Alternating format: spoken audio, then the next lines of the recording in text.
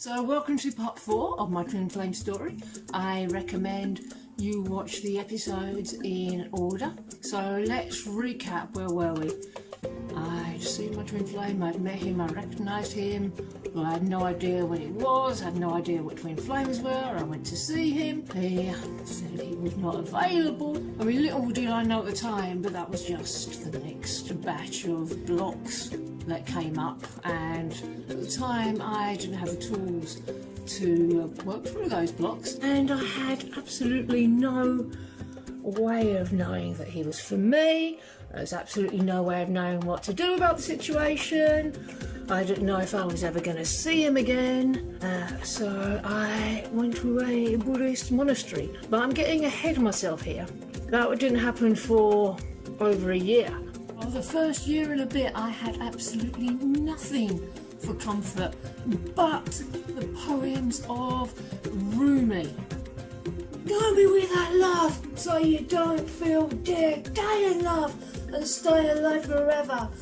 And that is how I would like to die, into the love I have for you, as pieces of cloud dissolving into sunlight. Whoa! Oh, it was beautiful. It was deep. There was absolutely no moving on from this game. My heart was going nowhere. Never had anyone ever been so worthy of my heroic feelings for him. 2009. The connection was strong at this time, so I got my head down and I did nothing but paint for the whole year. Month after month would go by, and at the end of each month I'd realise I have done nothing but paint. Didn't go out walking, didn't go running, didn't go swimming. It was an incredible experience. And then my artwork started getting shown in top art galleries all over the world. The only bit of contact I had with my twin flame during this year was when I saw on MySpace that he'd been having a bit of a tough time, so I sent him some pictures. Next day I saw he'd posted them on his page. I thought, oh my god, he's promoting my artwork. What a guy. Love him. And the dreams I was having were pretty amazing as well. They were magnificent and mythological, becoming more and more spiritual. I couldn't understand why it was happening. I had to disguise my twin flame under an assortment of different hairstyles to hide him from my ex that was unfortunately still there. So why didn't I just leave him? Well, I had absolutely no supporting network. My family proved to be about as helpful as a chocolate teapot. I knew there was no point in starting again with yet another random that I didn't give a shiny shit about. And that's why I went into the monastery partially to get away from him and to be able to cry myself to sleep in peace. Or so I thought at the time. It didn't turn out like that. I was only super upset for the first day that I was there. It was absolutely life-changing. I arrived there in a state of despair and found peace. I didn't know how important peace was going to be. And when I came home after the first week at the monastery, it wasn't even a week, it was 5 days, and it was absolutely life-changing. Of course, my ex had to throw one of his tantrums. I ignored it. So what I did was I wanted to make sure that the realisations I'd got through the meditation at the monastery were correct. So I used to use sleep deprivation as a way of connecting with the higher consciousness. So I stayed awake for 48 hours, and then I slept, and then I stayed awake for another 48 hours. And then the realisation started to come.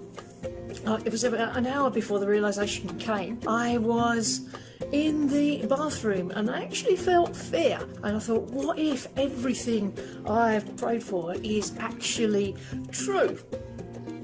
And then an hour later in the front room, it came over me like a wave, this revelation that my twin flame, didn't have a word for it at the time, but this person was it, my one, whatever you want to call it. And I went, ah! And then I cried tears of joy for 2 days because I'd got what I'd prayed for. Even though I believed at the time that it wasn't for this life. That was incorrect as well. So I spent the next couple of years going in and out of the monastery, building a support network so I could leave my ex-partner, studying the practices for dying, practicing highest yoga tantra, because I believed if it takes 1,000 lifetimes to come together, then so be it. But if it's going to be like that, you might as well ascend as quickly as possible. What I was seeking was union, the end of separation. Okay, we could attain full enlightenment. That doesn't necessarily mean that I'd have a relationship with my person, but if I'd attained full enlightenment, would I be bothered? Well, recently I saw a quote from Rumi saying, even in heaven you need a beloved companion if you are to enjoy it fully. At one of the spiritual retreats doing Dakini yoga, somebody said, one of the other people there said, "You are such a sincere practitioner," and there was only one reason for that. However, while all this was going on, something odd started to happen. Started having more and more contact with my twin flame. Yeah, the first message that he sent to me, where I offered to do a painting for him, he said, "Nothing too smutty," or "Sweet, nothing too smutty." Ah, he's saying sweet nothings to me. I cut and pasted that message and hid it in my Rumi collection. So I was moving more into contact, and in the next episode you'll be able to find out what happened next when I finally left my ex and reconnected with my twin flame. I'm going to wrap up this episode, but if you would like to see the other episodes, please check the box here.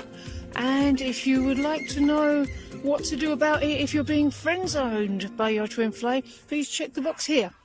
Bye bye.